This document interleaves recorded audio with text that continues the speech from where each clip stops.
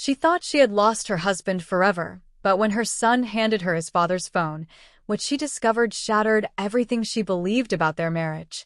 What secret was hidden behind years of love? And why was a stranger still texting a dead man? The truth will leave you speechless. It was a quiet Sunday morning, the kind where the silence feels heavy, like the house itself was grieving. 3 weeks had passed since my husband's funeral. I still woke up expecting to hear his soft snores beside me. But all I heard was the ticking of the old wall clock in our bedroom. My coffee had grown cold in my hands. I sat by the window, staring blankly at the garden he had once loved to tend. My son, Ryan, had barely spoken since his father's death. At 14, he carried grief differently. Bottled up, angry sometimes, quiet most days.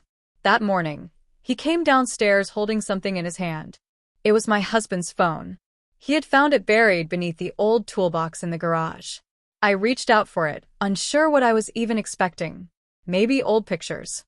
Or voice notes I could play to remember the sound of his voice. But Ryan had already unlocked it, and his face looked pale. Disturbed. He handed it to me slowly. "There is something you need to see, Mom," he whispered. My hands trembled as I scrolled through the messages. Hundreds of them. From a woman I had never heard of. Her name kept appearing. Clara. The messages were intimate, loving, and worst of all, recent. One was dated just 3 days before he passed.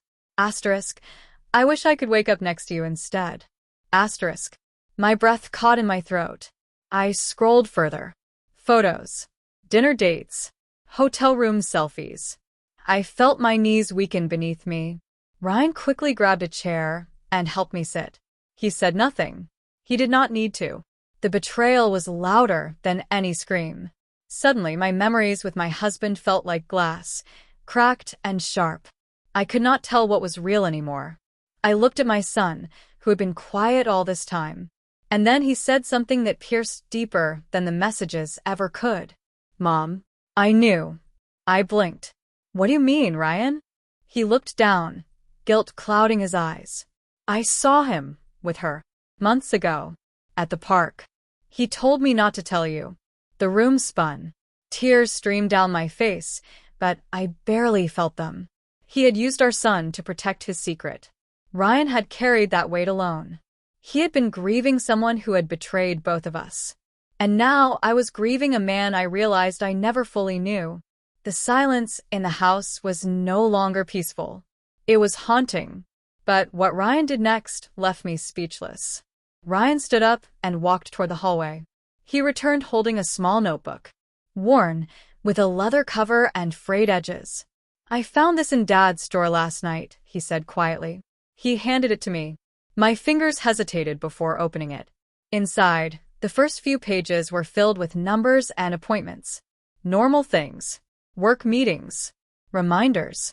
But deeper in, the handwriting changed. It was messier. More rushed. And then I saw the entries. Each one dated. Each one about her. About Clara. Page after page. He detailed his time with her. Their trips. The lies he told me to sneak away. Even things about Ryan.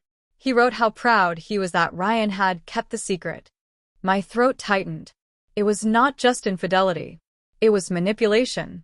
He had woven Ryan into his betrayal, made him a silent accomplice. My son stood there, watching me read every word. His eyes were red, but dry, as if he had run out of tears long ago. "I wanted to tell you so many times," he said, "but I was scared." I closed the notebook and held it to my chest. The weight of it felt unbearable.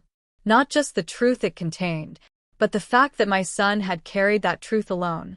I looked at him, really looked at him, and for the first time since the funeral, I saw the depth of his pain. Not just from losing his father, but from living with the lie. I opened my arms. He stepped into them without hesitation. We held each other tightly. His body shook against mine, and mine finally allowed itself to break. In that moment I realized something. He had not just brought me the truth. He had given me something stronger. A chance to heal. But just when I thought I had heard the worst of it, he whispered something else. There's more, Mom. I pulled back, searching his eyes. What do you mean? He swallowed hard. She's still messaging him. My heart stopped. But he is gone. He nodded slowly. She does not know yet. Ryan opened the phone again. New messages. From Clara. Just yesterday. Asterisk, when can I see you again? Asterisk. Asterisk, you promised we would be together after this. Asterisk. I stared at the screen in disbelief. Then another message came in. Live. Right before my eyes. Asterisk. Why are you not answering? Did she find out? Asterisk. My blood ran cold. She did not know he was dead. And worse, she thought they had a future. A future without me in it. What came next changed everything. I stared at the latest message, my hands frozen around the phone. Each word from her felt like a dagger. Asterisk. Did she find out? Asterisk. The weight of it all pressed down on me. My marriage. The betrayal. The years I thought were filled with love, now tangled in deceit. Ryan sat beside me, silent but steady. I knew he was waiting. Waiting for my reaction. Waiting to see what I would do. I took a deep breath. Slow. Deliberate. Then I opened the last message. I typed a single sentence. Asterisk, he is gone. And I know everything. Asterisk. I hit send. Seconds passed. No reply. And somehow, I did not need one. I turned the phone off and placed it on the table. That chapter was closed. Not clean. Not painless. But closed. I looked at Ryan, truly seeing him for the young man he was becoming. Brave. Burdened. But still standing. I am sorry you had to carry this alone, I whispered. His eyes softened. I did not want you to get hurt. I held his hand tightly.